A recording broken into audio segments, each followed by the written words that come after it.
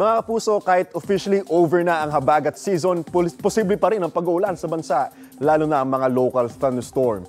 Ngayong umaga, maging ready sa pag-ulan sa ilang panig ng Calabarzon, Mimaropa Region, Visayas at Mindanao. Base po yan sa rainfall forecast ng Metro Weather.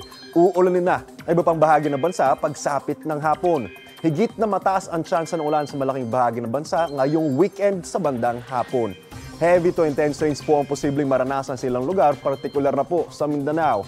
Maaari ang magdulot ng pagbaha o kaya naman ay landslide. Posible rin muli ang ulan dito sa Metro Manila ngayong araw at sa darating na weekend, kaya mag-ingat po tayo mga kapuso. Wala naman po tayo inaasahang bagyo. May umiiral lang northeasterly surface wind flow sa ilang bahagi ng northern zone ayon sa Pag-asa. Apektado naman ng low pressure area ang ilang lugar, partikular sa Mimaropa Region. Namataan ang nasabing low pressure area 305 kilometers kanluran ng Puerto Princesa, Palawan.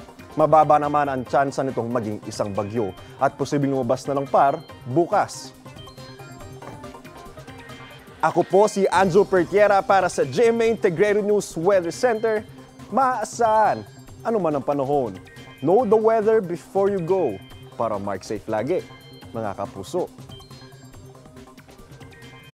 Mga kapuso, know the weather before you go at mag-subscribe na sa GMA Integrated News sa YouTube. Para sa mga kapuso natin sa abroad, bisitahin ang GMA Pinoy TV at www.gmanews.tv.